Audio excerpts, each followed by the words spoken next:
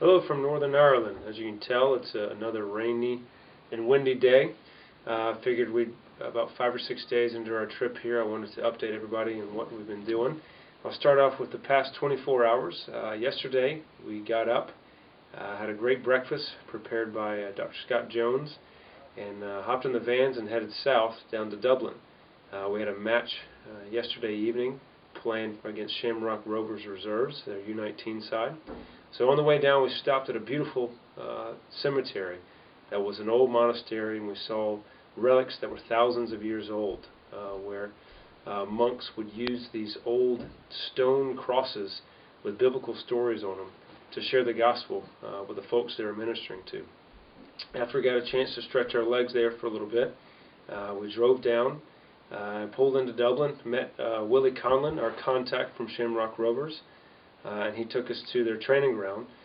The boys stretched their legs a little bit, got their gear on, and we had a very good match against a very well organized, very determined, very fierce U19 Shamrock Rovers side.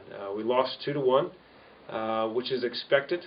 They've had several more weeks of training than us, but very, very impressed with the quality of their side. And I saw some good things that we can take away. I think we also need to improve on a lot of things, but considering we had 4 days of practice, I think it was a decent result for the kind of team we were playing against.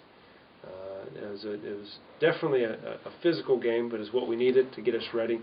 And I was pleased with how we competed, but we got a long way to go to get better. But got a lot of guys some minutes, and I think we're showing some positives early on.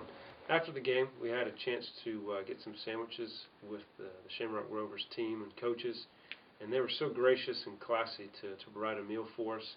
Some tea and coffee and some sandwiches. We spent almost an hour after the match just mingling and chatting and talking with the team and the coaching staff. And I just want to say thank you again to the Shamrock Rovers staff for setting this game up for us. It's quite a class act, and as you can see, they provided us a Shamrock Rovers scarf, a signed jersey. So we've got some paraphernalia to put up in our dressing room back at home. So we hopped back in the the vans, and found a Burger King at a gas station on the way back. Had a delicious cheeseburger and French fries meal, and came back. And this morning we got up, had a training session, working on some of the things we needed to fix from yesterday's game, and because we have a quick turnaround as we play Glentoran FC Reserves tomorrow here in Belfast in their stadium called the Oval. So this afternoon, I just let the boys go to go into town. They took the bus that picks up right out here outside of Lakeside Manor, and they're going to drive in and see the city. Some guys are going to buy some souvenirs to take home, and some guys took bikes around this local neighborhood. And this is a really unique spot for John Brown University to have for their students to come, because there's such access to the city. So overall, I want to also take this time to cap up the past 5 or 6 days. The boys have been living in close quarters, having to do dishes, having to clean up after themselves. We've got 4 or 5 poured into a room, so they're having to learn to serve first and not serve themselves. They're having to learn to be patient, but they're also having a chance to see a beautiful country, see the sun rise and set in a different part of the world. We've had some chapels, we've had some time for guys to get together, and our hope now is that these boys are building a chemistry that is very unique, that will sustain us throughout the year. This has been an amazing time.